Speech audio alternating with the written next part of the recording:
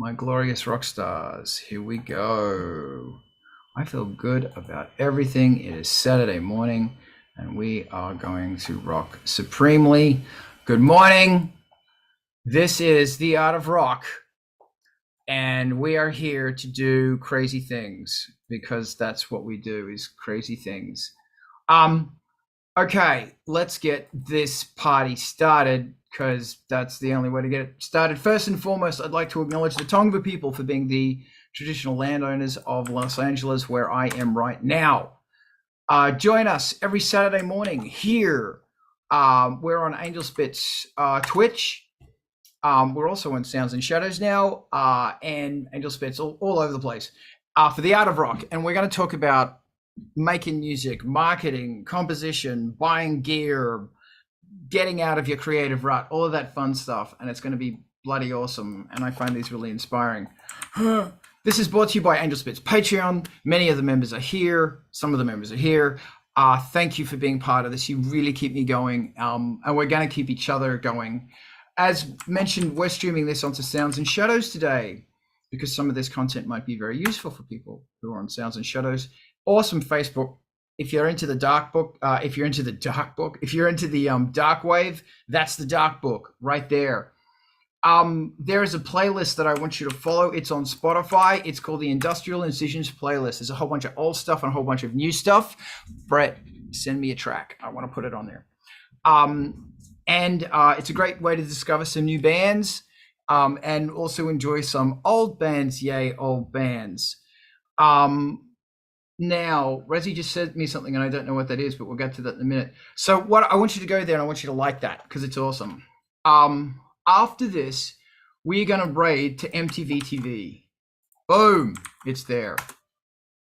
MTV TV is amazing. If you have a track, send it to MTV TV, and they will play it, and people will learn about you. And if you don't have a track and you've got downtime, just have it in the background and you're going to find your new favorite band. That's a whole bunch of indie bands, indie darkwave bands from around the area, being the globe these days. And it's brilliant. Some of the stuff on there is amazing. So follow these guys. They're great. MTV TV also has a Patreon, and we need to get behind these guys. We need to throw some money at them because we've got to keep this going. We're going to talk about marketing today, and MTV TV is the best, cheapest form of marketing there is because it's free. And it would be absolutely fantastic if every now and then you mentioned them, did a Facebook post and said, go follow MTV TV. Also, a huge shout out to Razi, who's my illustrious co-host. Razi's got a YouTube and Patreon, and Razi's stuff's brilliant. And every time Frank starts freaking out, which will be any minute now, Razi is going to go and take over from me while Frank freaks out. Welcome to the Art of Rock after all of that. Okay, so we're going to talk about, it's actually something I saw in Sounds and Shadows this week. It was a question about marketing. And there is so much here about marketing that we could talk about, like how do I get more Spotify plays, I have a budget or I don't have a budget. So yeah, yay marketing. It's almost as fun as taxes. So, and we'll talk about some synthesizers and making music probably later today. It goes for about 2 hours. Razi, does anybody have thoughts? Does anyone want to jump in on marketing? Go. What do we got? Man, I would love it if somebody had jumped right in on top of that prompt and not made me go start talking about it. It's going to be like creaking into mental acuity about this. Well, if you want, I see the hand of Ivan. We could throw to Ivan and then throw back. I would love it if Ivan gets us started on that, and I'll try to formulate some actual things that I've done thoughts. Thank you, done thoughts. Ivan, you heard the resonator. Ivanate to me. My first question to everybody is, have you watched any Damian Key's YouTube videos? Are you keeping up with him? Because about the only thing he talks about is music marketing, and like sometimes his opinions are frustrating and seem bad, but he does make some good points, which is like one is I don't care what your genre is, I really don't care what your genre is. These are things that do work. And, like, as much as I don't want to have anything to do with TikTok, it does have a place. You got to figure out where that place is for you and, the audience you're trying to build.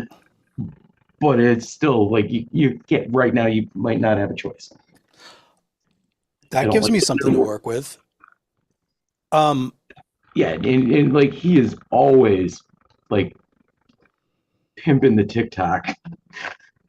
Yeah.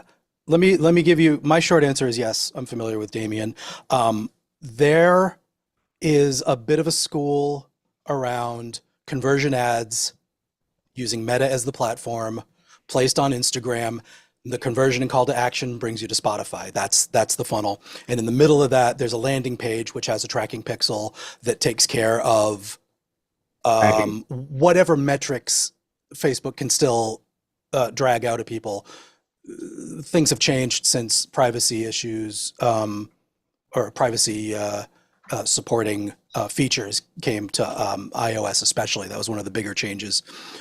But what Damien and Andrew Southworth and Matt Bacon and a lot of these other YouTubers do is their main thing. They may want to help you. They may have plans that help you. They may want to confer some good knowledge and skills, and they may actually do it for you if you give them some money and do pretty good campaigns in that way. But their main thing is they are YouTubers. They are Instagram popular influence marketing. They're influencers like by themselves. default. Yeah. So Yeah. that's not to say they don't also have successful agencies. And full disclosure, I'm currently working with Matt Bacon's Dropout Media and trying to think about what they do after having run meta campaigns with my own labor. It's intensive.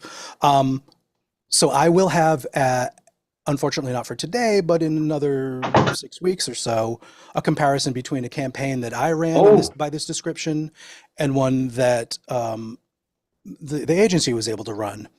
And I think one of the interesting things in this is, I'm only going to do one big picture comment on it, and then we can move on from there, is indies, labels, majors, affiliated artists.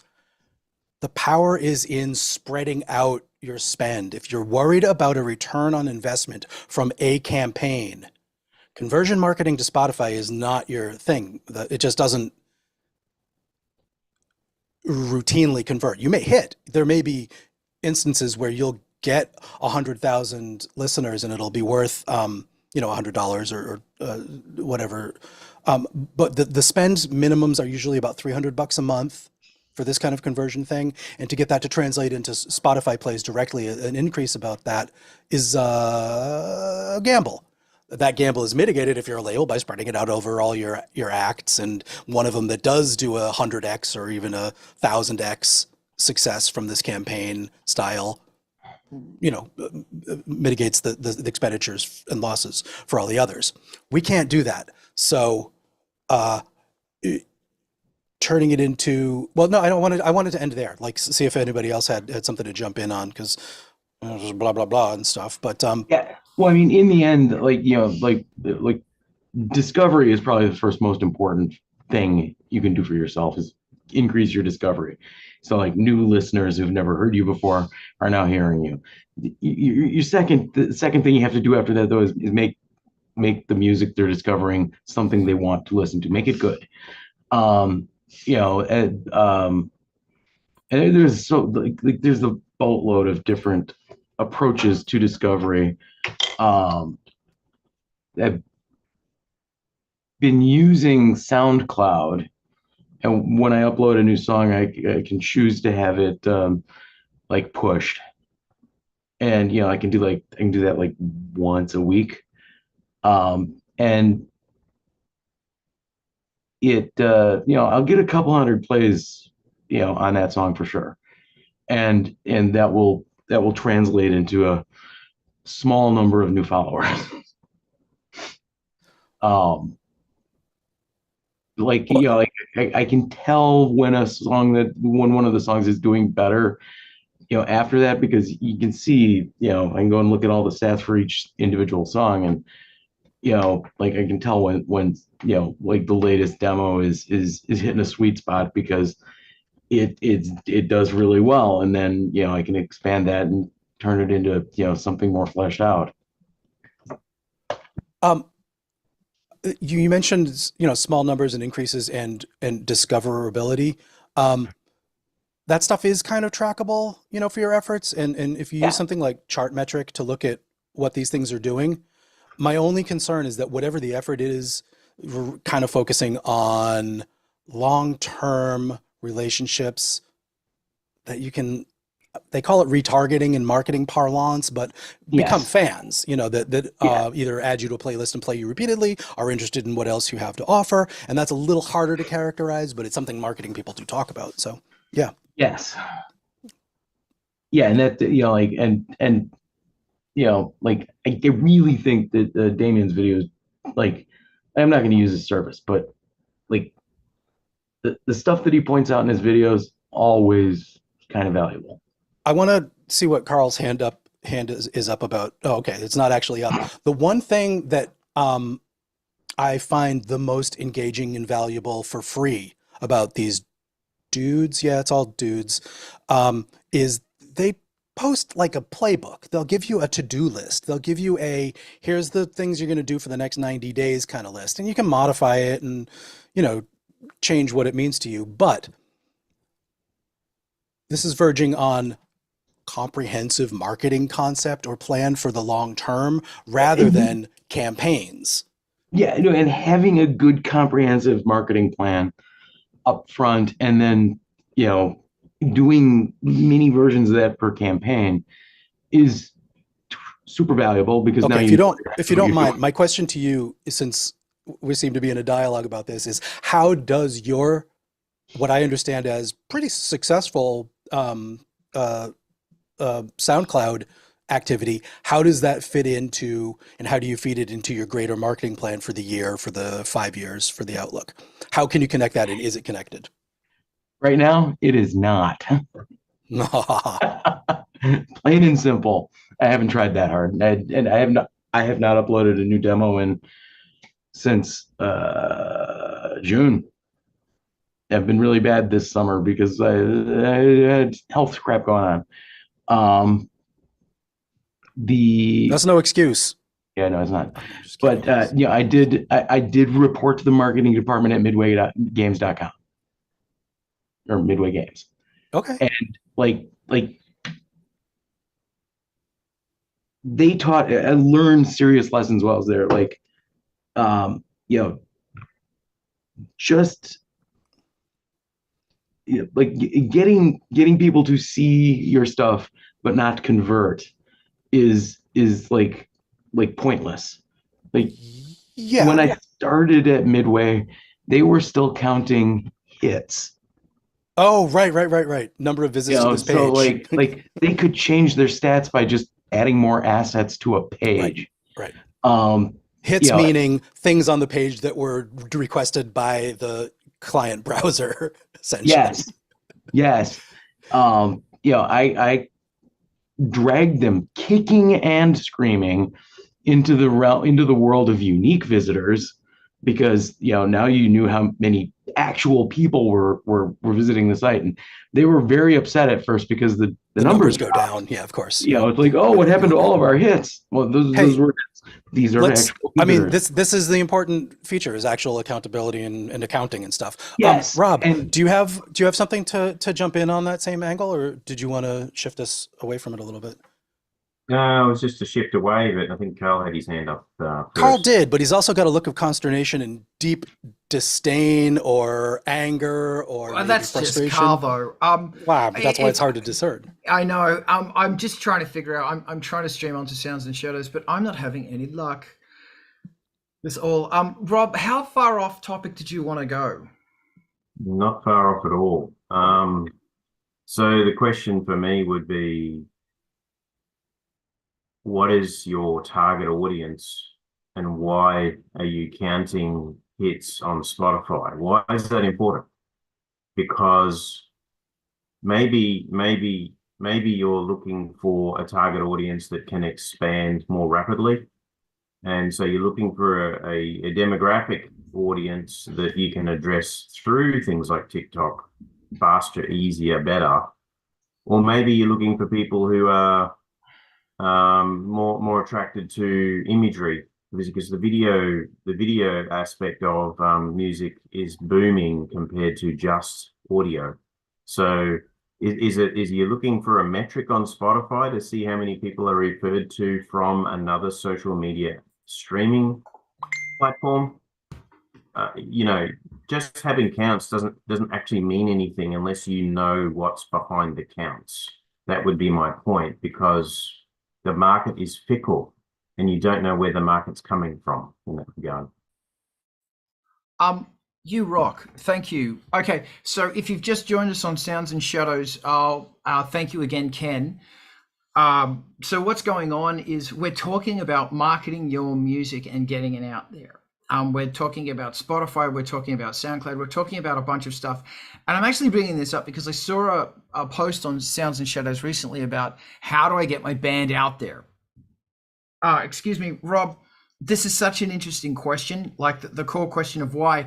Can I just throw it back? Hold on, I'm going to put this into gallery view. Can I get a show of hands from you wonderful humans? How often do you go on TikTok? Are you on TikTok frequently? All right, so that's a big no.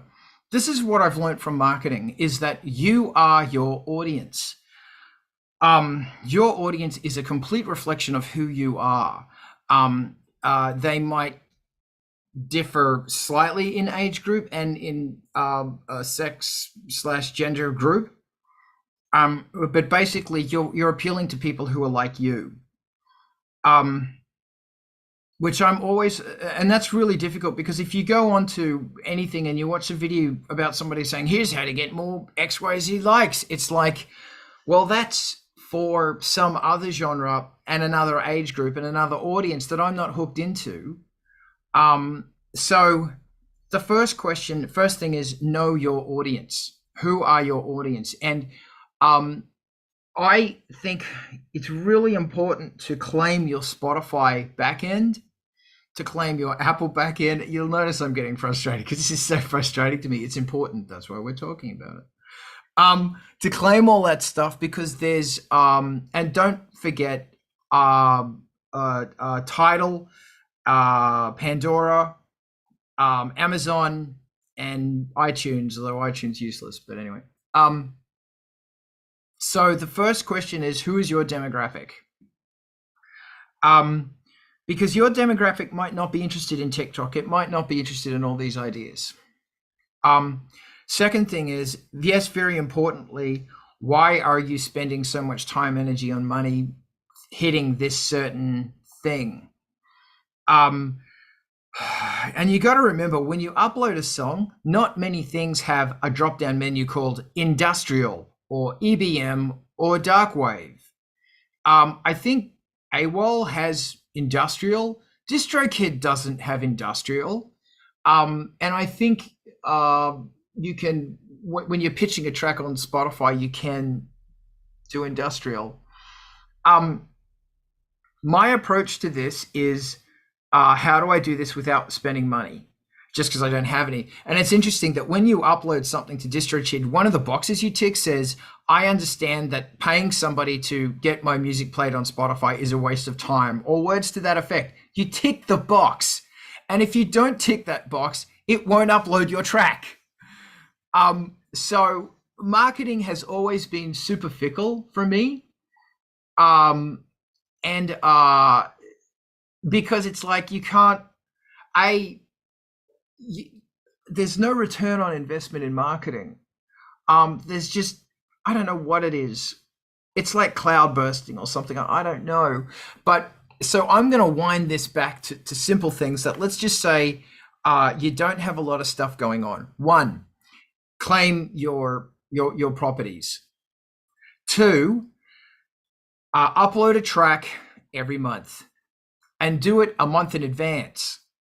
So if I'm uploading a track now, I will ask it to go live September the 24th. It will appear on Spotify, on Breezer, Deezer, all that stuff in about a few days. And you'll have the opportunity to pitch it. Spotify's pitching is free. Spotify's pitching is incredible. You will pay a lot of money to do something as good as what Spotify pitching does. As long as you tick the right boxes in the pitch. It takes 3 minutes. Next, you might want to do a remix for, get someone to remix you. And one of the agreements you have with that person is that when you upload the track, you credit them as a remixer. And you also state that they're going to appear in Spotify, blah, blah, blah, streaming bullshit, as an actual featured artist. That means when the track's getting ready to be pitched, which is like a few weeks before it goes live, they will also get a little notification saying, hey, you've got a track coming up. Get them to pitch it. The fucker about Spotify is you can only pitch one track at a time. Amazon, you can do a whole bunch. Is it Pandora or Tidal have similar things? Get people to work together. Next, make a video and put it on MTV TV. For the love of God. And I'm really, really talking to myself here because I find videos hard. It always comes back to Carl can't do videos. It's therapy. It's free. And then pimp MTV TV. Here's another great idea. And this is what we do here is the Industrial Incisions playlist is something that we do to help keep, to help promote us. And here is Industrial Incisions. And I'm just going to put it here again. And if you're on the Industrial Incisions, please pimp it. That's the whole point of it. There's no free lunches in rock and roll, man. Oh, there are, but not here. Not as far as freaking marketing. You got to put the oomph into it. Why don't you find a few bands who are really similar to you and set up a playlist? And set every band puts in 3 tracks, their 3 best tracks, and then you pick a couple of classic tracks and set up a Spotify playlist.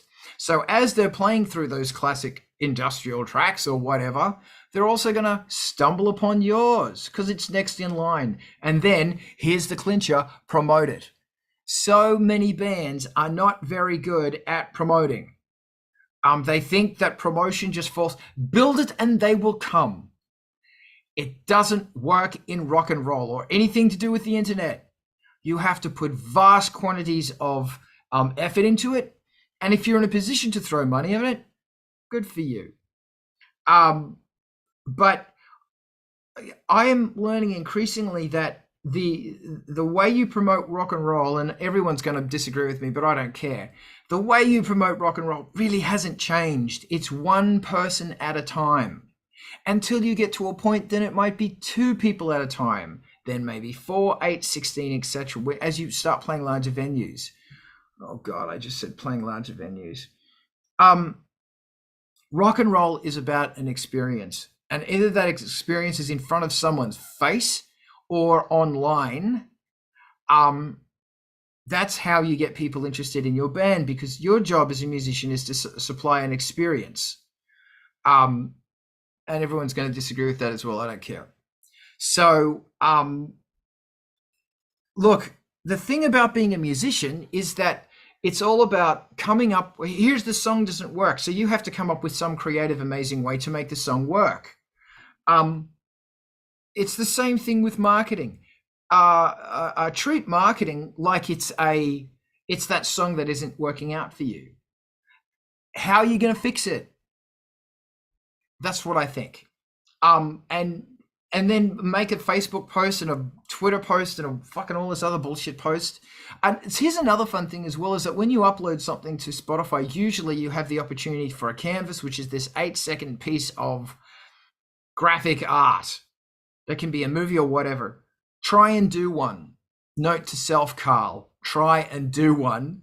And then use that on Instagram and TikTok. So you've already got a piece of media that is perfect for doing stories on Facebook and all that other stuff. And I have said this, like, I don't mean to sound patronizing or anything, but the most important thing is it's a good song. Because if it ain't a good song, no one's going to give a shit. Razzie, I see your hand. This is good therapy. Yeah. I had 3 sort of unrelated response kind of moments there. I'm trying to get back to what Rob was saying at the beginning of this. My take on, I guess there's a question of why Spotify rises to the level of being a metric that we care about. And I mean, I personally hate that fact. I mean, more than some people, I guess. I don't know, maybe as much. But they show monthly listeners right next to your name. Like, it's insidious, it's evil, it's a terrible thing to do to artists, and it's intentional, of course. I mean, it's every step of the way, they've shown that they are trying to reduce the payout, the royalties, stuff like that, by offering other things in kind and trade, which is an interesting tactic. So Spotify ends up being kind of a glanceable metric for your position, where you're at, if you're approachable in some ways. And if you don't care about that stuff, it's done. It's not even a thought. You don't worry about it. You let your creativity be the metric. You let your engagement with a certain person be the metric. You let your success in conveying your own message through your own material be the metric for success. And those are all, hopefully that's sort of what you were leaning at. Value those above whether you've increased your Spotify numbers by 10%. But if you're trying to do other things that happen to integrate with what your monthlies look like on Spotify, there are ways to pay some marketing dollars or insert some marketing efforts that'll move that number, allegedly, and with varying amounts of success. The other thing that came to mind is, Carl, you've mentioned 2 really interesting things that I think, well, one of them is quick. It should be expanded on, both of these. You talk about pitching your Spotify editorial playlists, and when you have a release on Spotify, it gets in release radar, it gets on your followers' play into their algorithmic play. But people may or may not know this. When you release a track on through your distributor to Spotify, you have the opportunity to write something about that song and why Spotify should feature it in an editorial playlist. I've pitched a few. I've watched people's suggestions on how to craft these pitches. They give you 500 characters to do it. Expand on this. Well, that's my question to you, Carl. Have you had success in a pitch landing you on a Spotify editorial playlist? And you can either do a yes, no, or go into it. Yes. Ivan, can I just jump in here? Thank you. All right, because your hand's up. Okay. Yes, thank you. And Good you luck. gotta forgive me if you sense that I'm angry. I am, because this pisses me off. Firstly, think of it like this. It's not just Spotify. It's the top X Brat Pack. I don't know who they are, but and that's why I stress you need to claim Spotify. You need to claim a Deezer or Deezer or whatever the hell it's called. If you can, iHeartRadio, definitely Apple. Fuck Apple. Amazon for no reason, but just do it. Pandora, definitely, who pay less and do less, but they are trying. And also Tidal, who pay more and do less. So, and I know it sucks, but think of it like it's they're college radio stations or something that where you're trying to get your music played and the DJs are twats.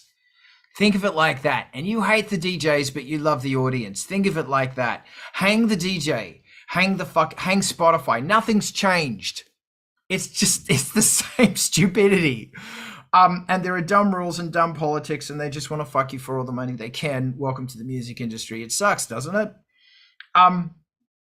Yes, I write a little tiny blurb, and I stress little tiny. It's a line. Where I will, in fact, if you want, I can read you some from the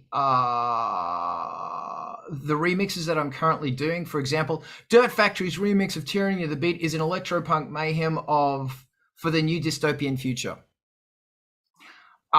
Just to clarify, that's your pitch in the Spotify editorial. Okay, cool. And Amazon also want to pitch. I think Pandora want to pitch and Tidal want to pitch. And I use the same pitch. What's great about that is then I tweet that. That's what I tweet. 40 octaves below bring their fucking, this is a good remix. 40 octaves below bring their signature dark epic driving industrial sound to their remix. It's transformed into a grand dark anthem for our brave new dystopian future, similar to the last one, but you get what I mean. And then Planet Damage's remix of Do the Spin is pure punch. It's high energy cyberpunk at its best. The driving bass and beats add a hellish new dimension to Angelspit's track. This pumps. Fuck, I love Planet Damage. Just saying. And here's another thing as well, is that why don't you use an AI generator? And you say, I like, feed some stuff into it, because writing this shit's real fucking hard. I hate doing this. Use an AI. And it will give you draft 1 or draft 2, and then you clean it up and you make it as whiz bang, and you say things to it like, write a high energy short 20 word, 50 word pimp for my thing. So in answer to that, yes. And again, look, it all comes down to effort. And sitting at your computer doing this horrible admin crap, you've got to do it. And if you're going to pay someone else to do it, you're going to lose a whole bunch of money. And you've got to learn to do it. And if you can, like, it might take you a day, a month, just sitting down at like 4 hours or something a night of doing this painful, arduous copy and pasting into all of these stupid, bloody things. And then you pimp it to social media. And you don't just pimp, here, listen to it on Spotify. Not just that one. Then 5 days later, listen to it on Apple Play, listen to it on, or whatever it's called, listen to it on Pandora. So in answer to the question, yes, I do. I'm going to shut up now. And before you jump off that, just to finish up your line, did you look at results from being featured on that list, and was there an impact? Thank you for the reminder. I don't know, because I've always done them. But here's something very interesting I have noticed. I use 2 agitators and I balance between them. One is DistroKid, one is AWOL. Here's something interesting, is that I'll put it to DistroKid. It's easy and it doesn't, AWOL asks you 10,000 questions and it's a pain in the dick. DistroKid's bam, up it goes. And you can play for these extras. AWOL does them automatically, but it takes a 15% cut. DistroKid is a once a month payment. A flat payment once a month or once a year, however you got it set up. So it might be better in the long run to have DistroKid going, because, but here's what's interesting is AWOL uploads to everything and it's all the whiz bang bells and whistles. The other thing is that when I'll upload something a month or something out, AWOL has to be a month out. There's no ifs or buts.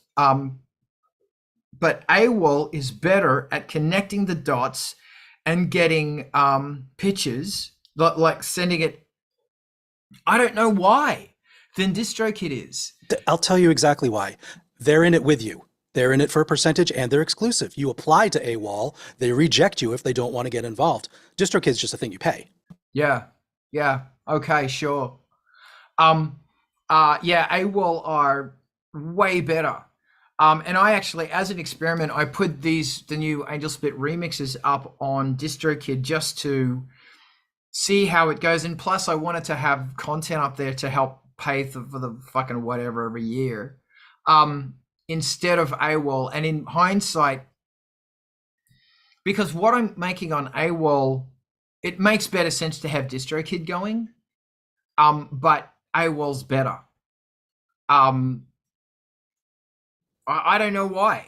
You don't even know how lucky you are to actually be able to just make that comparison. It's really good. I got in there because APRA, the Australian Performing Rights Association, it's a guild. They actually suggest that they said we choose AWOL because AWOL is set up by the English Composers Guild. And I'll be quick here. The important thing about the British Composers Guild is that they all have big tanks, and as time goes on, they transform into these giant worms in these things that come to you and say, I see secrets within secrets and stuff like that. and they're surrounded by little guys going, it's great. I'll shut up now. Does anybody else want to? Oh, but now they're run by the Orchard. And it's funny that I don't think the Orchard is as good as AWOL still. I thought the Orchard was then going to use all AWOL stuff. I don't know if that's happened. But I am getting less money. I will say that. And also I don't know what the fuck is going on. I don't know. And you know the whole pitching thing. Wait, there's more. DistroKid. Spotify does this thing where we can pitch, and I can feel your heckles rising right now, Razzie. We'll pitch a song, and we'll take a third of the streaming royalties, as in we won't pay you. Only DistroKid songs are on that, not AWOL. So if I release, there's a couple other distributors that are in the plan, in the program, but you do need to meet certain requirements to even have it magically appear on your promo tab in Spotify. My distributor happens to be in it. I don't qualify. Wow. Okay. Yep. Yeah. This is turning into therapy now.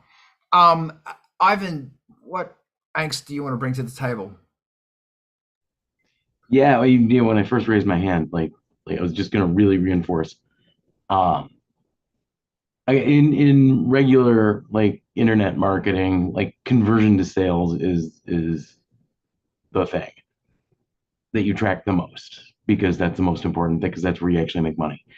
I think for what we're doing, conversion to fandom is probably the best way to think about what we're shooting for, because fans are customers that you get to keep around for a long time. They do fancy things like streaming your songs over and over again, and hopefully go to Bandcamp and buy your album. That was primarily what I was thinking of.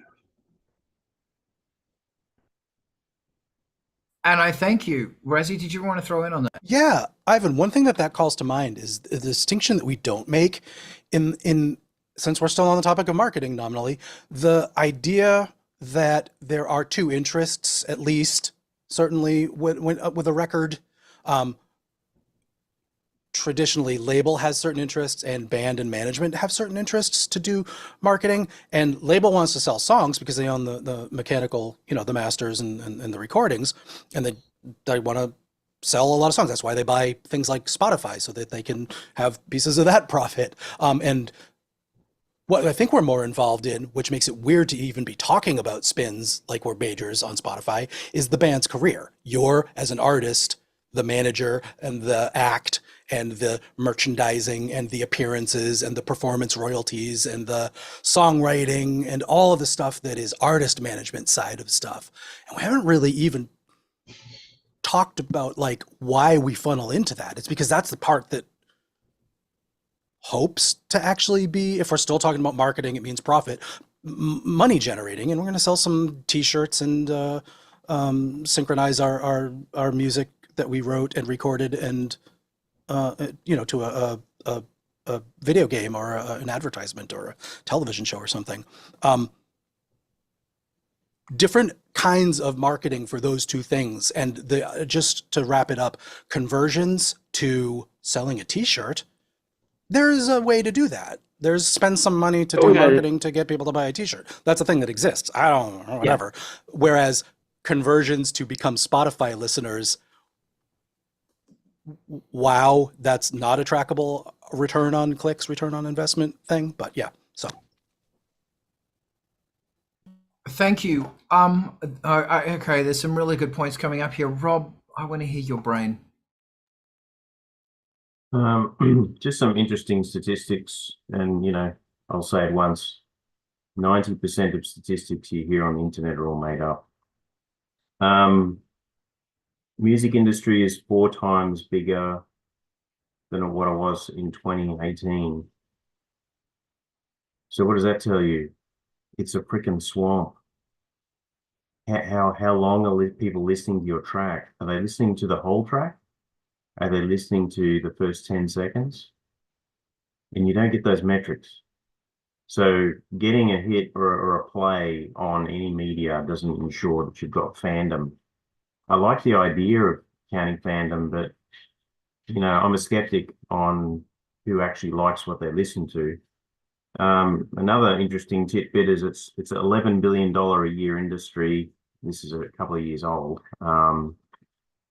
Music videos are generating 300 billion a year compared to 11 just in music.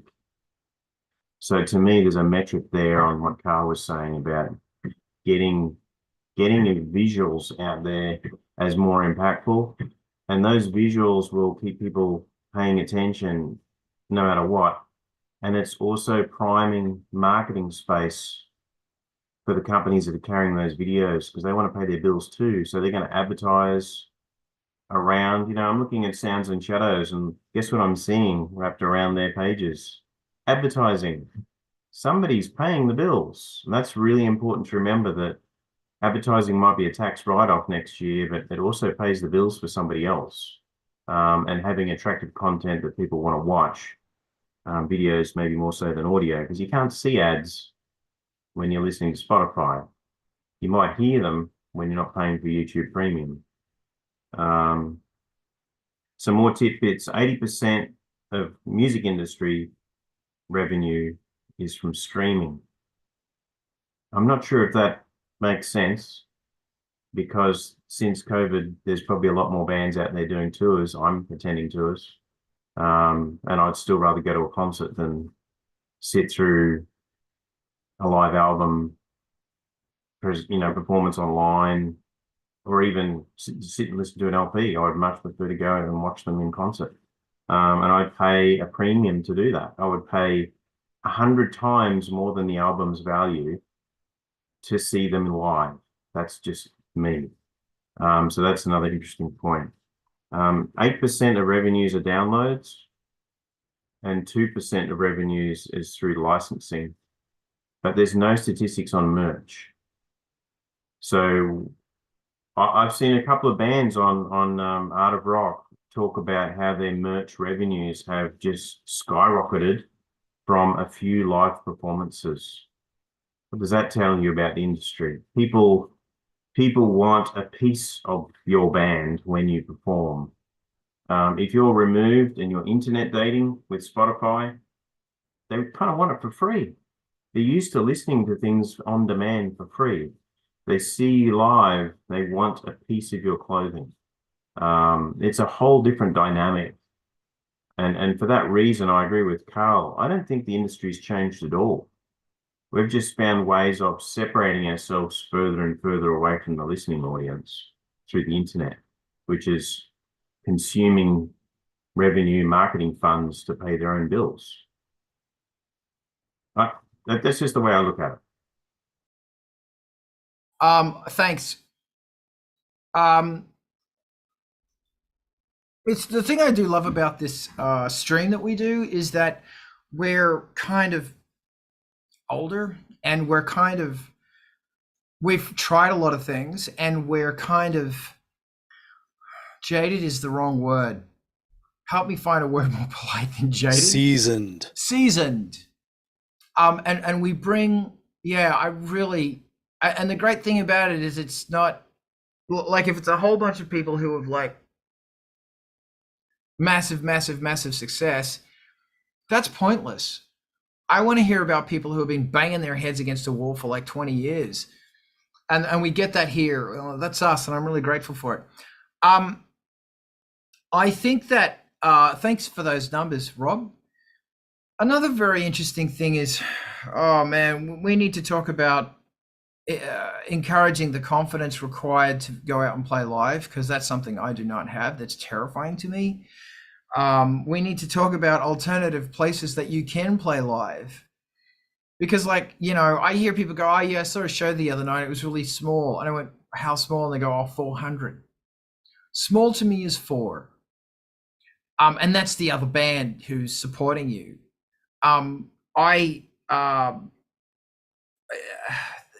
There are so many conversations that, see, that's what's really hard. I'm sorry, I'm just going to go on rant. This is the hard thing that's going on, is that the music industry has changed, and yet has stayed so similar. But it's the actual habitat destruction that is taking place. And it's not just, oh, we don't have all these venues anymore. You can't play at a cafe. You can't do X, Y, and Z because of noise restrictions, because, or whatever. It's also the corporatization of rock that seems to be one step behind the very cool innovation of rock. Oh, cool, I could make a whole bunch of money out of that. And then it becomes, I don't know, the habitat destruction that I am watching now is the internet. That 20 years ago or something, we had this fantastic thing called MySpace. That was all about bands. And bands took off because MySpace. And then Facebook was like that for a little bit, but then it changed over. And then it's like places just seem to lure bands in, and then when there's enough, they put in pokey machines. Does that sound familiar to anyone? They convert the band room into a pokey machine room. My God, that is exactly what is happening on the internet right now. Holy shit. You're looking at your watch. Okay, sorry. Okay, so here's my thoughts. Yes, and Bandcamp, because really, what do you want? Do you want sales?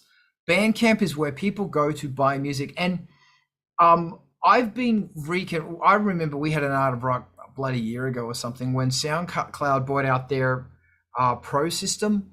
And I recall us thinking, no, this is kind of bullshit. But it's funny, I'm reconsidering it now. I'm going back and looking at it and going, maybe this is a good idea. Maybe it's a good option. I'm not sure. So check out SoundCloud Pro because it might work for you.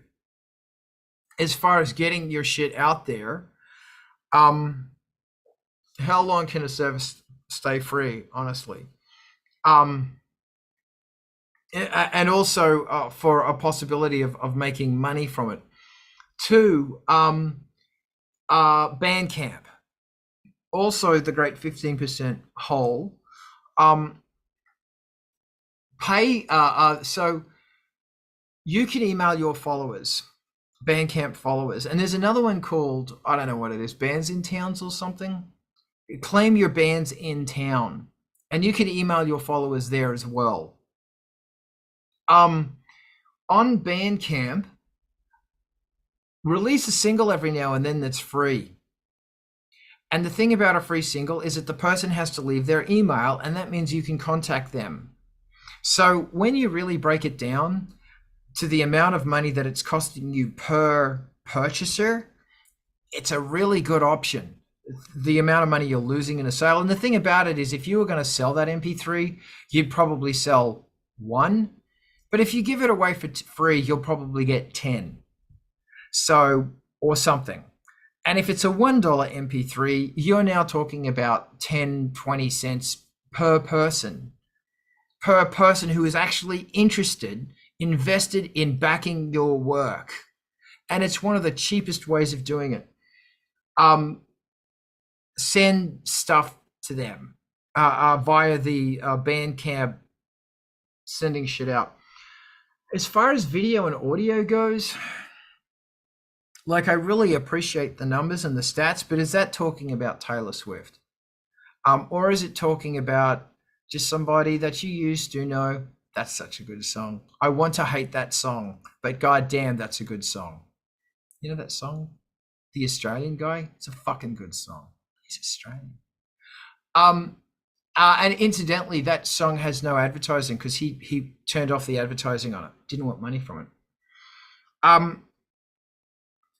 Yeah, and I think it's now the most watched video on YouTube. It surpassed Thriller or something. But anyway, look, my point is that,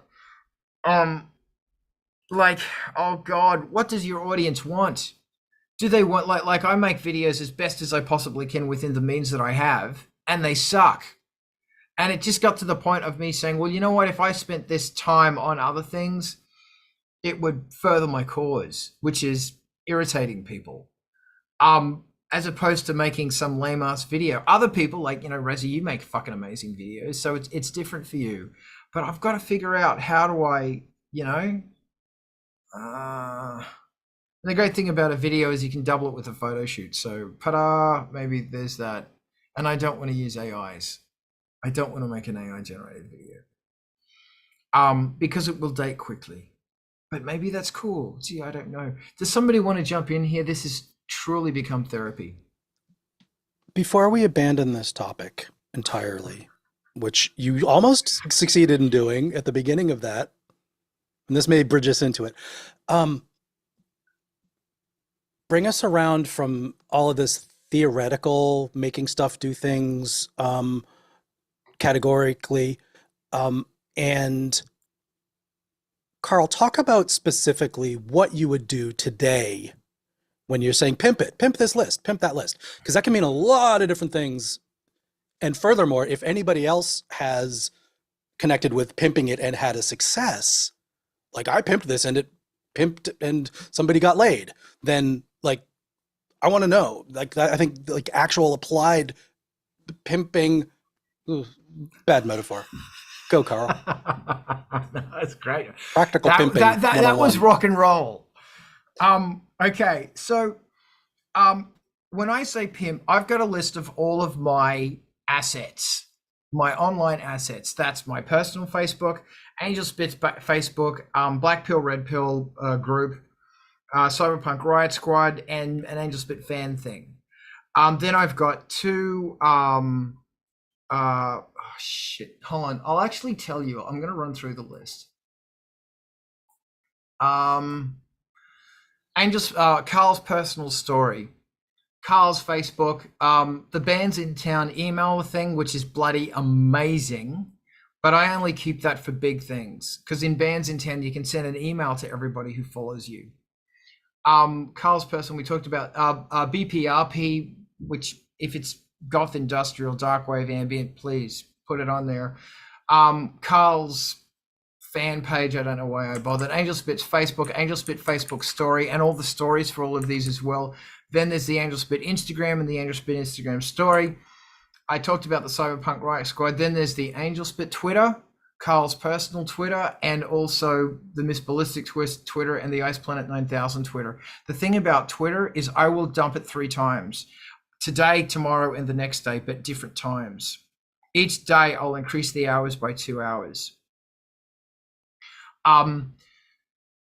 Because the thing about Twitter is everything else kind of stores stuff by what's going on, but Twitter's like right in your face right here, right now. So that's the reason I do that. Then there's to the Patreon, to the Discord, to Kickstarters, to the Angelspit newsletter, to the Reddit. Reddit's a great place to go if you want to be told you're a piece of shit. To the TikTok, which I never use, to the Discord, to the Tumblrs. Angelspit has 2 Tumblrs, and people read them. I mentioned Ice Planet 9000 and Miss Ballistic. I mentioned Bands in Town. YouTube does shorts, and YouTube does posts. YouTube shorts work. I also do Spoutable, which is a waste of my time. Threads, which is connected to Instagram anyway, and Mastodon, which is also a complete waste of my time. And if it's a video, send it to MTV TV. Oh my God, I can't tell you that enough. If it's relevant to the community, Sounds and Shadows, there's an EBM Worldwide Facebook. And then there's a bunch of ambient places where I put stuff. Dude, that is a valuable list. What is your message on a remix release upcoming today? What is your actual thing that you're posting? How many different messages do you have to craft to hit what percentage of those things? One, I will cross. Do you remember before how we were talking about the one message I write into the pitch? Yes. That's the message I use. And then I get really pedantic about I'm trying to get pedantic about hashtags. Use an AI here, kids. Say, what are the best hashtags to use for electro industrial goth music? We just lost Rob. EBM, dark wave, industrial rock, Angelspit, Just Cause, industrial music, dark music, goth music, electropunk, cyberpunk, and then I list some synthesizers. And then I say Skinny Puppy and Front 242. I used to say Ministry, but don't. just because ministry means another Christian related thing. And I also used to say industrial metal. Don't write industrial metal because you'll also get aluminium and bauxite. So go to, or industrial metal music. Put this in an AI and ask it. Blurb, link, tags. And gee, people seem to be clicking and they seem to be listening. And it's the same thing I do with my merch, and I have to get into my merch. I've gone through a massive drop in my confidence, which is why I've sort of disappeared. Yay, depression. But I need to get back into the habit of saying, go buy my shit once a week. I would like to do two things while you're still listing stuff. One is artists need encouragement constantly. They need to be told that they're good and that they are doing the right thing. And that is fucking tremendous. Just take a moment to breathe in. Carl was able to call up a list of the things that he does and talk about the simplicity with which he adds a message to all of them and how he does it pretty easily. I mean, he looked over at the other screen and it's there and he knew where to find it. There's a lesson in that, or a skill or something. Thank you. All right, let me go on. So what you want to do is you want to have a text pad that is in you've got your band folder, because tell me you have a folder on your fucking computer for your band. And then inside that, there's going to be a folder for admin and a folder for marketing and blah, blah, blah. You're going to make a marketing folder. And inside that marketing folder is going to be a text pad that's going to have all of your assets. Every time you get a new asset, you add it there. So every time you do a release, you simply jump over there, copy and paste it onto your fucking document that you're working, and you, as you're posting, off it goes. And Monday is my doing this awful, arduous shit day. Have the same thing also for banners, because every time you do an album or a big release, not just a single, you have to change the banners. Do you want me to go through the list of things that we changed the banners? You know what? Fuck it. I'm going to. Wow, I've got all of these things open. I don't know if that list is the most valuable part. No, this is a valuable list. Okay. Trust me. Should we take notes though? I mean, what I'm going to do is I'm going to just give me a sec. This is why does Carl do this stupid shit? When you update a banner or a God, I hate my computer. Don't die, bitch. If you fuck up, I'm calling Brett. I mean, it made you glitch. That's significant. The thing I've learned that if you want your computer to work, you threaten to call Brett. Yeah, that's it. And then it Stern behaves. look. Yeah. Just fucking work. Hold on, it's coming. I've got a list. I'm going to copy and paste this into the Twitch chat, because I don't know if there's... Okay. You know what? I'm not going to, because there's passwords on this. These are the banners that I have. And I've also got the dimensions of the banners as well on this document and everything. Here we go. You know what? Fuck it. I'm putting this into the give me a minute. I'm sorry. Just bear with me. Go do your thing. You take your time. I really want to put it on the. No, I can't because I've got fucking personal information identifiable. Hey, your stuff's been leaked anyway. I know. Yeah. Right. Yeah. Go ahead. Amazon. Don't mean to distract. Facebook, Twitter, Instagram. These are banners. Although Instagram doesn't do banners, Spotify, Angelspit, YouTube, Angelspit.net. I've got to work on that fucking website. Spoutable, which I use the Twitter banner. Kickstarter, if I'm using a Kickstarter. Etsy, Bandcamp is important. Spotify Canvas, Facebook Stories, TikTok, Tumblr, Threads. So when you are doing a massive release, part of the rollout for this overwhelming pain in the dick is you are setting up banners. And a thing is, you set up a banner a month before, coming soon, pre-sales open now banner with a link to the pre-sales. People will see it. People will click on it. And then when it's out now, banner, blah, blah, blah, blah, blah. So you got to make the fucking banners and then you got to upload the fucking banners. I know it's a pain in the dick, isn't it? But I don't know who you're going to pay to do this because I don't think anyone gives a shit. You asked me a question and I just railroaded everything. I mean, it was you're on tracks. That's Great. relevant. I mean, I wanted to know specifically the bigger question was what do you post, and like what did you find to be the most successful thing to post? But it sounds like you've got a method. Yeah, I've got a method. Certainly got madness. Yeah, total. I got the madness. Madness is in crazy and madness is in anger, baby. I got that. Mad Max means crazy Max, by the way. Just saying. It doesn't work. Gee, I don't know, but people are responding to it. Again, if we're going to look at Spotify as one of the ways to see, hey, is this successful? Now you got, 33,000 monthlies or whatever. It means it's working. Like I'm not going to argue with that. Yeah, and also like I'll go into I'll look at the stats of it, and is there a bump after I post it? Yeah, I don't know. Bump isn't the issue. Long term, if the line's going this way or this way, not this way. Yeah, I agree. But what I'm saying is that to have that bump says, okay, yeah, people saw it and they clicked on it. This is the thing that you got to remember, I think, with rock and roll, and I could be fucking everybody disagree with me, is that it's about the slow boil. You're going to release a track and it's going to take, I'll say 6 months. It's really a few years for it to propagate to the public. It's always been like that. There's a Foghat song playing in the back of my head as you're saying that. What's the song? Slow Ride. Oh, yeah. It's not, you don't know Slow Ride. It's not dawning on you with clarity, I see. No.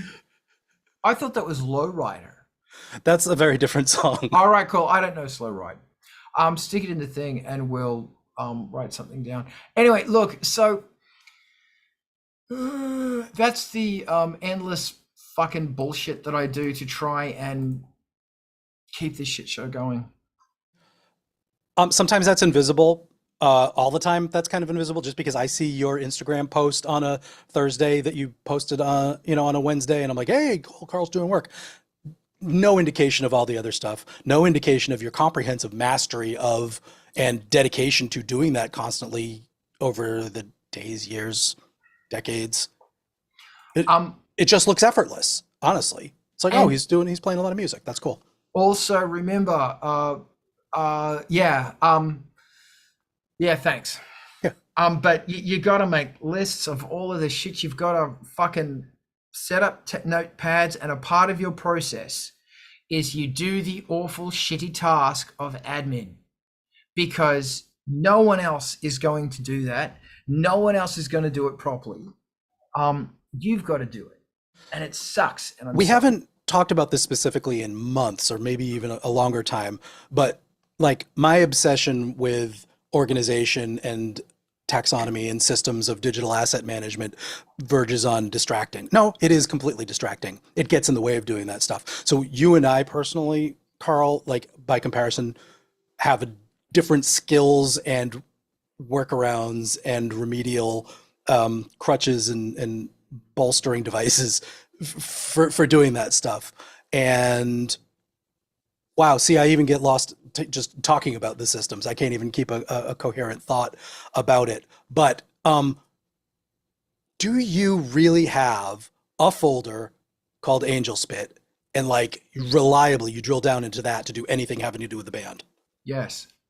Fucking cool. Yeah, I've got licensing in there. I've got Spotify. Well, I've got a folder in my emails about Spotify reports. I've got copies of everyone's passports who has ever been in this band, just for whatever reason. I've got dietary requirements. Thanks, Brett. I've got dietary requirements of every single person who has ever played in this band. I've got everything. Absolutely everything. And there's folders. You have to treat this shit. You've got to put them in fucking folders, and you've got to. And now I'm doing it with Ice Planet 9000 as well. And it's really funny that when you start, what are you sharing, Brent? Ivan's sharing something. When you start a project, if you have everything's got its place, have a place for everything. Have a folder that is covering all the boring, arduous fucking admin shit. Yeah.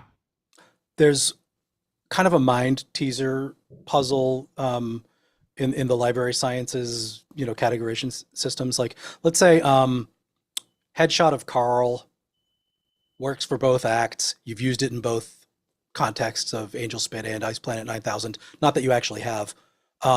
Finished headshot, publishable, done. Does that go in Angelspit? Does that go in Ice Planet 9000? Or does that get categorized as work files or publishable general content? Or do you just make 2 copies? I make 2 copies, and I'm trying not to use the same. Sure, yeah, I kind of figured that would be the case. But nevertheless, too. If there is, there's going to be 2. Assets. Yeah, if there's common assets, I'm going to make 2 copies, because if there's text under one, it won't be the same text under the other one. Yeah, it's good. I mean, honestly, my inclination is to keep things simple, so there's only one common work file for both of them, and just leave the Photoshop layers there and figure it out later, which obviously is counterproductive, more than having it just have 2 copies that exist independently and are orphaned. I worry that I'm going to have to go back to the original file. Same with song mixes, and now I got to edit it twice because I want to change the drums in this version and in that version. And I got to copy one and paste the other. So I worry about that more than just getting shit done and making the 2 copies. Each to their own. Yeah. I don't want to. I mean, I like your way. Yeah. But I don't have ADD, which is really amazing. Yeah. But anyway, Brett, I want to hear your amazing brain. I actually had more of a question. So, in regards to our subjects here, how do y'all feel about Patreon? Where is that in terms of your like social media and your and the marketing and whatnot? Razi, I see. Thank you, Brett. Fantastic, Razi. Brett, I've had a question on my notepad a little bit since they added recommendations or suggestions. I've been getting a little bit of email traffic from like Kevin Key suggests IMX, and I'm like, oh, really? Does he? To me personally? How exciting! I have a kind of a split on Patreon. The relationship with the people that are on it is the best out of all of the 2-way relationship. The people that follow your project and choose to invest in your work or encourage what you're doing with money. That's probably the best fidelity and supportive and good feelings and results and closed loop of interaction. It's like an audience. It's like a relationship. It's real. On the other hand, it's a big business, and you get those vibes when they try to push to maximize their profits over the enabling tools of the individuals. Fortunately, that's mostly aligned. But there's a thing right now going on that may be interesting to look at if you're into the Are They Evil side, about where Apple's requirements on the App Store payments, they want to take it directly out of the payments that the individual artists are charging their patrons, which they've been trying to do anyway. Now they're making it Apple's fault. Anyway, I don't have the details quite straight in that, but it's an interesting little follow whose motivations are where and who's scapegoating with whose information while you're just trying to make a cool video of the beats that you're recording this week and you don't want to be involved in any of that shit. But yeah, it's great for the functionality that they offer, and now that you can upload videos directly to it and not involve YouTube, it's a very okay. I think they kind of earn what they take out of my cut anyway. I don't have a complaint there. Yeah, they've always seemed to me kind of to be that thing that, something else was always supporting, and they were like the closer, if you will, for like a payment system. And that's where I don't know, my views are a little bit tainted, I guess. I think that there are roll your own direct to fan solutions that are better, but you've got to be the kind of person that can do that. Better in functionality, better in that you can customize it how you want, better in that it's just the credit card processor taking the cut instead of also the whatever Patreon is, the aggregation. So Who? yeah. I'll look it up. Thank you. Because I was, after this, remind me to talk about Uber. After that kerfuffle with this Apple thing that Patreon is doing, they're blaming Apple on this thing, which is they're basically burning the Reichstag. They're doing a fucking Palpatine. That's what I think. To victimize someone else so that they can change their and have a new pricing policy, an updated pricing policy. Which they've been pushing you to switch to that pricing for like 2 years anyway, and now Apple's what a convenient excuse. That's why I was looking into Venmo. Like, does Venmo have like a system or something? But anyway, look, just really quick, then I want to talk about my experience with Patreon. Be aware of what Uber has done, and that is ruin delivery system, ruin who it's getting delivered from and who it's being delivered to, because they charge, it's illegal in Australia for a business to charge the customer and the provider. You can charge one or the other. Uber's charging all three. And the money market model that they seem to be running on, I'm starting to see that turn up in everything now. Like everything, if we can charge everyone premium, we will. Anyway, for me, Patreon has been amazing because I cannot thank you enough for supporting me. Patreon members always get, if it's digital, it's free for Patreon supporters. And I often do deals with Patreon supporters, thank you stuff. Like I gave paintings to everybody for Ice Planet 9000. If you back the album, you got a painting. Thank you again. But it's a really close community, and it's really, for me, it's become a place where artists fucking toil together, for want of a better term. So it's a real community and a real tribe. And I really hope that, if I move to something else, I'll keep two things going. But yeah, this fucking thing's bullshit. But anyway, bless Patreon for its wonderful endeavors. Did anybody else want to jump in? Okay. So Rob, who has unfortunately left, brought up a really interesting question. If we want to change the speed on this about album theme, maybe talk about that. Okay. The really cool thing about having an album theme is that you, it's an opportunity to, sometimes the songs are all held together with a concept. Sometimes that concept leaks into the artwork. Sometimes it leaks into the video. Sometimes it leaks into the lyrics and the sound design. And something that I love doing, that I've mentioned on several occasions, is I will do a theme based on an era.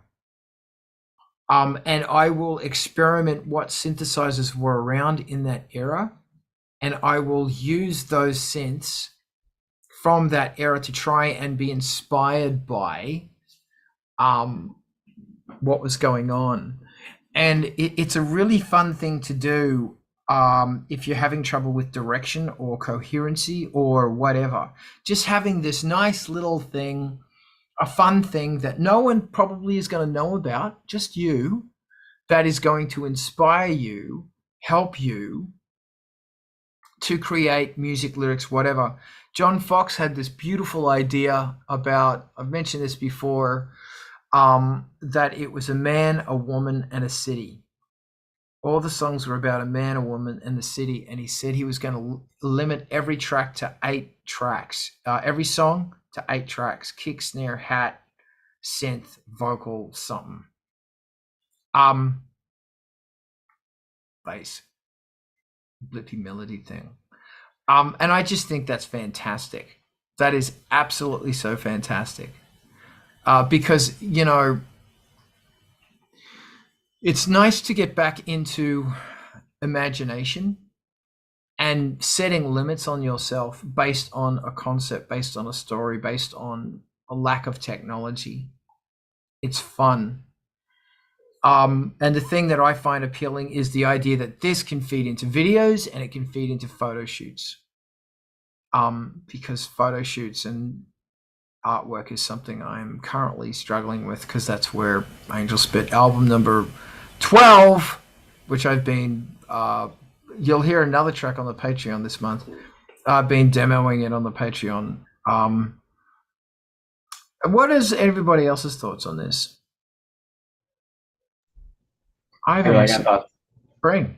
I think generally, like that's a great. It is a great idea.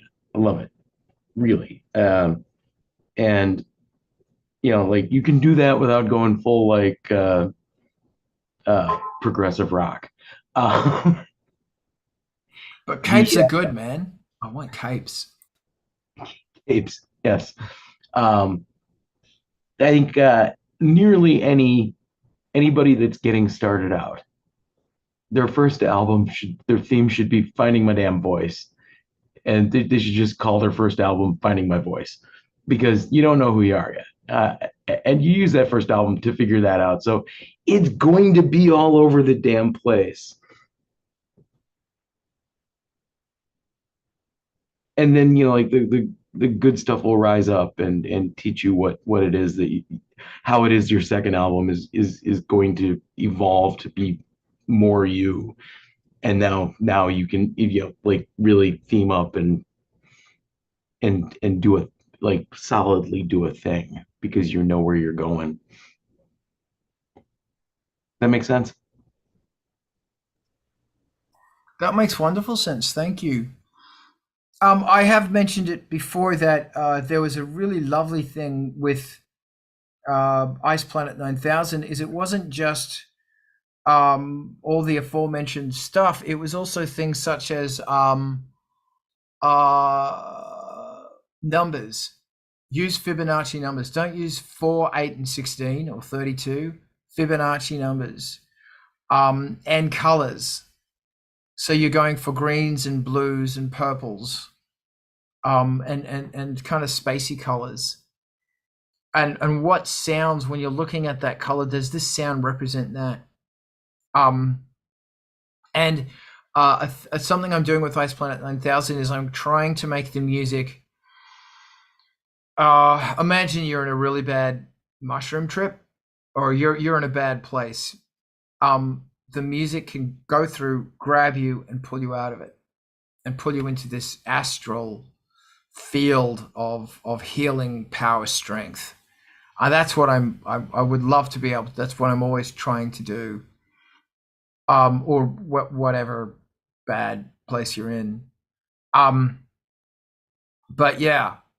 And then it's interesting, this is a side thing, but it's interesting that as I move into ambient music, there is so many, no, your music's not ambient enough, it's not this enough, it's not that enough. It's really it's fat crazy. It doesn't matter what genre you get into, there's always going to be genre, and hey man, that's how it is. I get it. Razi, what are your thoughts on this? This is coming right off the discussion of singles and individual songs. I mean, everything that we sort of talked about the first hour there was kind of based on how to announce a song and that we wrote a song. And how does, I guess it doesn't affect it really, but does it matter? Does the album as a project still, is that everybody's, among us anyway, is that the primary piece of work that we're talking about here? Is it a concept album, or is it a concept EP, or just a concept song that might be related to your career as a whole? Where does that fit in? Brett, I see your hand. I will just answer that myself. It's a concept album, and the songs are all part of the spectrum of that, I guess. for me at least. So yeah, thoughts. If anybody else, bro, your hands up? Where are you going? So I guess in regards to concept, I would say more concept artists. like I don't know that I don't know that it's so much the album that has the concept as it is like the creature that's telling it in some cases. I look at like I don't know. Manson's a little bit like that. Cooper's a little bit like that. Um, where even if you don't know necessarily you're listening to them, if you see their face, you're going to know that creature, and then be like, okay, there's that. So that was kind of my concept. That was kind of to Resi, but I was kind of curious also in regards to the ambient side of things, and I kind of lean it where my experience or what I've called ambient music has often been kind of like it's something you need to record in the moment, and then a lot of it I'm going to play back, but it's not like the synthesizer is going to do that again in real time. So I'm just kind of curious, how, and maybe this is the next subject or whatever, how that works for you, Carl, in terms of like preparing for a live show. Fantastic. Okay, we're going to come back to that.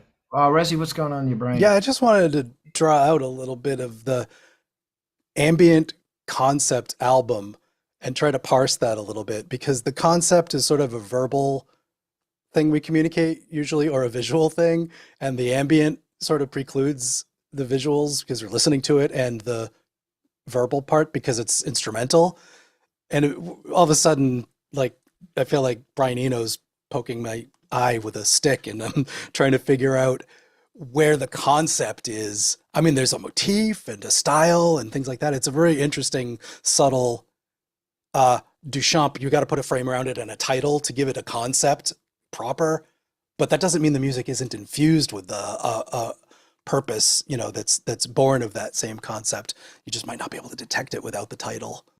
Okay, unless you call it Oxygen 1, Oxygen 2, Oxygen 3. And I congratulate you on the use of the word Duchamp. You're just classy. Okay, really interesting points. It's a toilet, though. It's a urinal for fun. So you meant Duchamp's urinal. That's what you're talking about. I mean, I just was an example, but yes, deflecting being too classy. Wow. No, I liked it. Okay, and I don't want to flip around to an ambient live show and all this shit. So, don't limit your concept of a theme concept just to be lyrical, because like I said, it can be the synthesizers that you're using or the era that you're drawing inspiration from. As far as and like I said, a really with Ice Planet 9000, it's the idea of I'm going to have a sequence running in 13 and I'm going to have a sequence running in 11, so they're going to start rolling over each other. And that's a fun thing to look like, stuff like that. When you're using primes or Fibonacci or whatever.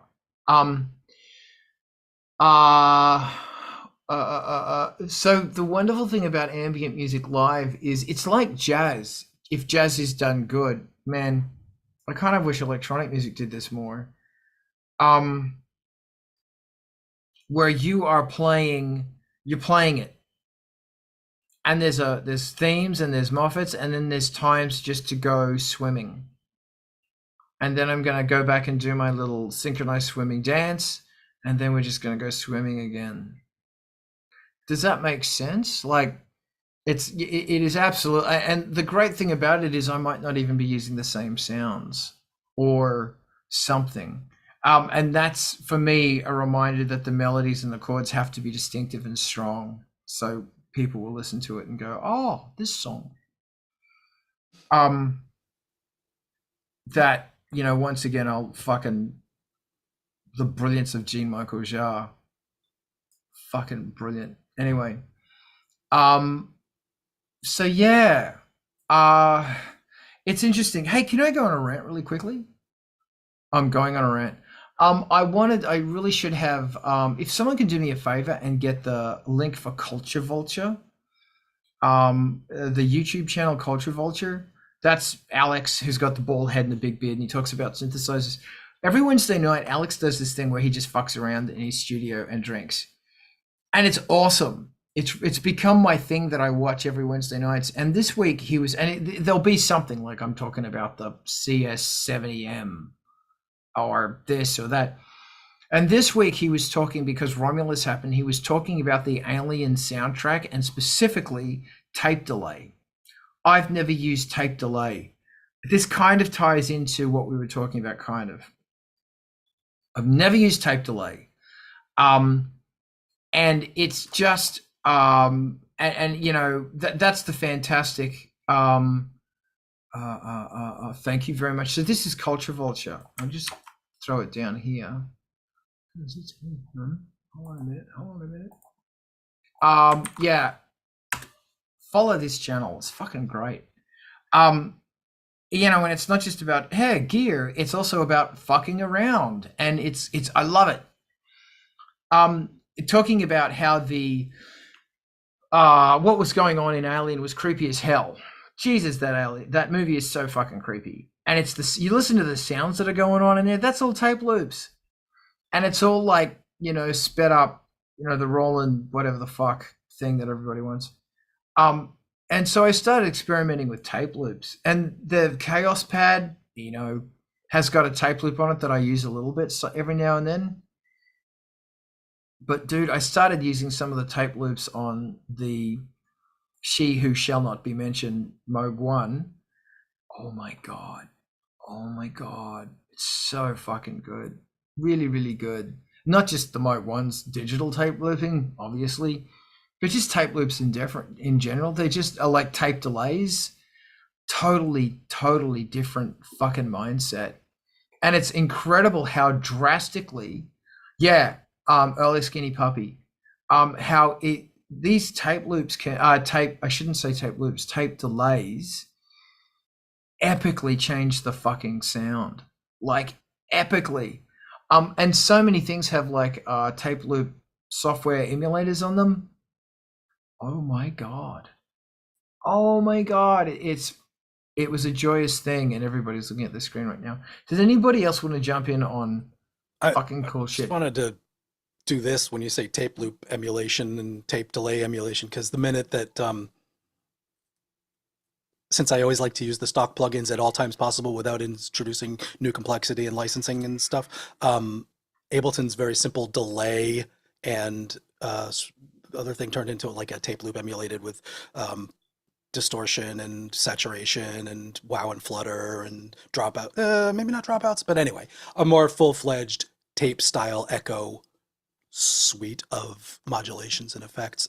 That's just the only one that I use. It's like, why bother with the simple delay when you might want to have it modulate slightly and give it a chorusing effect? It's a lovely thing for as somebody who does not currently own a analog magnetic tape machine. No, cassettes and stuff, but no reel-to-reels. So they are, and the great thing about it is, you can set up a delay, and with the digital version you can say, I want it to be a 16th or an 8th or a dotted 8th or something in stereo. But the great thing about these things is that you can, like you said, the wow and flutter, you're gonna fuck with that shit, and you're gonna fuck with the feedback. So you might have a delay that's behaving, but there comes a point in the song where it is not behaving, or it might come out of total chaos into the song and it's behaving, and then it automates back into total chaos at the end, and maybe in the middle a bit as well. Fucking great, man. Fucking great fun. Anybody else?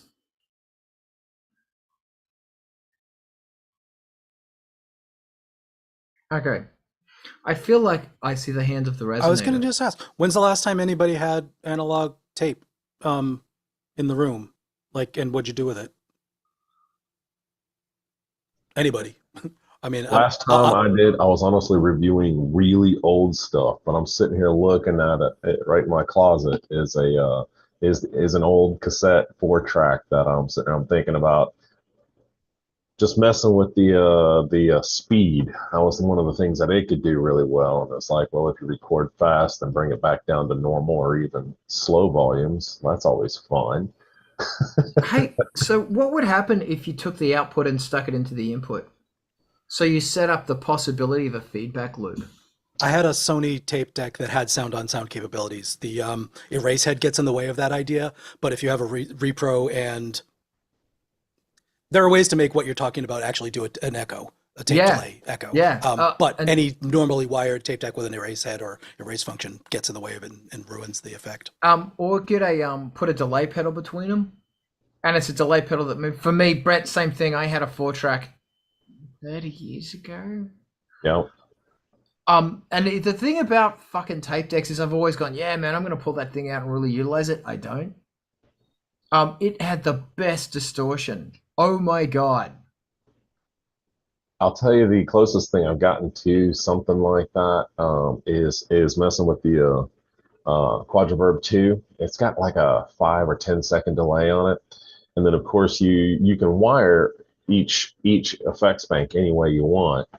And it allows you to do some pretty crazy stuff. And what we used to do is what we called chaos tracks, where we'd blend about 75% in of the real volume right from the go, but then the feedback was always at 100, and so it produced this thing that was always layering on top of itself as it got new information. And would run around the room, and this entire small room we'd have every radio, TV, and everything on that we could collect, and we would sit there and make our own sort of tape loops in that regard and output them straight to the 4-track. And in that regard, to answer the other question, is yes, you can do feedback on the 4-track, but it's part of the bouncing tracks technology.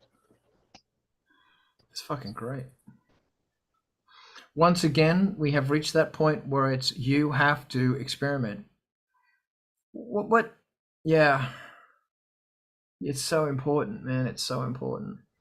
Yeah. This week alone, I was running the old DoD death metal pedal through the Line 6 distortion as well, just to see what that would do. And that's when Melissa came up and said that the stove started singing downstairs. Wow. Dude. Well, you better make sure you record that stove.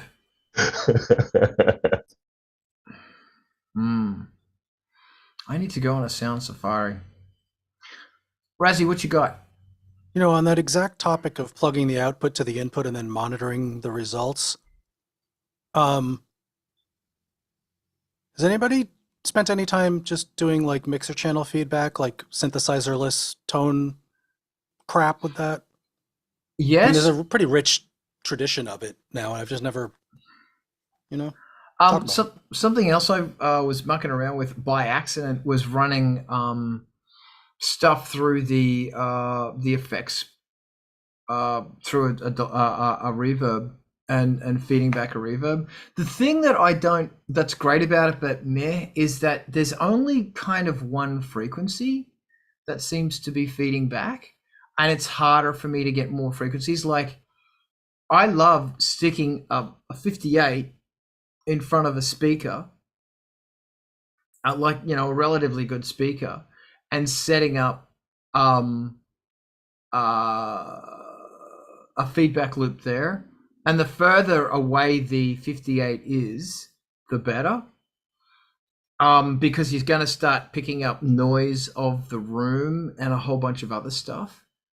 And I think, I've always wanted to do an ambient music performance where it's a 58, and you're playing a graphic EQ. So I want to make a patch soon on a synth where the entire keyboard is kind of 1 octave, or it might be 2 octaves across the whole keyboard. So I can be playing tones that are similar to feedback. Yeah. I mean, there's lots of filtering and stuff that you can insert in that little cable length feedback loop. Yeah. As a matter of fact, it comes to mind, I would like to experiment with the speed of electricity on that tip, because one of the things in I don't know, someplace in the output rack at the TV station, the phase of the chroma was adjusted by changing the cable length. You know, like it would rotate purple to green hues. You're like, oh, it's an interesting cable is too feature of long. that. Yeah. Wow. The timing of the signals would be shifted by a couple microseconds or whatever, like, or nanoseconds. So That's fascinating. yeah, That's fascinating. a couple thousand feet of XLR cables and just plug them all into each other and see if I don't know if that has an effect in the time in the audio domain, though. I mean, you need a lot of length to make the speed of electricity equal milliseconds. And also, I guess, you're playing with wavelengths of light. So maybe it's easier to offset that, but I'm talking out of my ass right now. Brett, help me.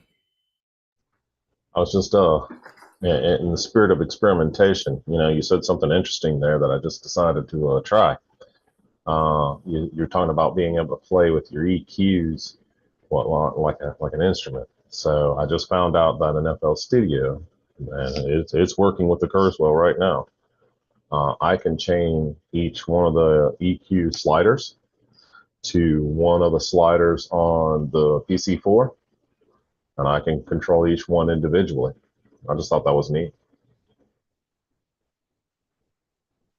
That's very neat. It is very neat. I have a fader bank, a motorized fader bank, arriving like any minute now. When I look at this screen, I'm watching its progress toward me. So I'm going to do EQ channels and make a moving graphic EQ in the spirit of what you're talking about with a closed feedback loop. This is another fun thing as well, is that to get a filter bank, and there's some really cheap filter banks out there. In fact, I mean, like, sure, you can get a digital one. Yes, do that. I mean, plug-in is great. But if you have an analog one, they're bloody great, because then you can start getting some gnarly distortion and noise in there. You can get free ones on Craigslist because people are throwing them away. Run your pads through that, and you start getting some really amazing sounds when you put pads through it. And like we said before, if you wanted to run a synth through it and then run that to a reverb or a chorus or a tape delay or whatever, you start asking for some wonderful mistakes. Mistakes are good. Yes. Okay. Do we want to talk about anything else, or are we going to get the fuck out of here? And Diana, we're sending you love, by the way. We are so happy that you are healing. So you're bloody wonderful. I saw someone unmute. Do we want to talk about anything? No, I just wanted to make a sighing noise to indicate that I was deep in thought about it. Okay. Yeah, next week we might batter into playing live a bit more, because I had a good talk with Ivan on Sunday about playing live, and I'm still thinking about it a lot. Yes. I scheduled rehearsal night for my band. Oh, you did? Just me. Good on you. Twice a week with one vocal day. I haven't had that on the schedule in ages. Is it in your room, or are you going somewhere? No, I'm going to do it here. I mean, where my stuff is, and the equipment is all here. But eventually, dress rehearsals, I have one scheduled as an actual gig. So you putting those out? Yeah, I will record. Absolutely. Not just yet. I'm still working on repertoire, but it's pretty close. I've been thinking of a similar thing, just doing like live, practices and whatnot. Absolutely. That's great. All right, we're gonna call it. Thank you for joining us. This is Art of Rock. Every week we're here. This time, this channel. Watch it on Sounds and Channel Shadows. Watch it on the YouTube, or watch it on the Twitch. Thank you again to everybody on Patreon who keeps this going, and all of my other mayhem. It's there, and there's a bunch of stuff there that's free now. So yeah, I mean, $3 a month or free. Thank you again to Sounds and Shadows. If you're darkly inclined, jump on Sounds and Shadows. There's some excellent stuff. Great community. And if you're looking for some good music, Industrial Incisions playlist. It's great. Like it. And if you're on it, please pimp it. But right now we're going to fang on over to MTV TV, and we're going to get a face full of dark wave, and it's bloody awesome. And my last minute shout out, thank you again, Razzie, mate. Fucking you rock. Razzie's Patreon and Razzie's bloody YouTube. It's booyah. So if you're watching on anything else, we're going to go watch some awesomeness on MTV TV. And Diana, if you are there, set up a raid. And if you're not capable, I'm going to jump over right now so I can set up a raid on MTV TV. And we're going to hang back here and chat-ski watsky a little bit. He sets up the raid, raiding to MTV, chubba, chubba, chubba. And hey, if you do one of these things, raid to MTV TV once you're done. We just raided. Excellent. And I'm going to kill this damn thing and thank everybody.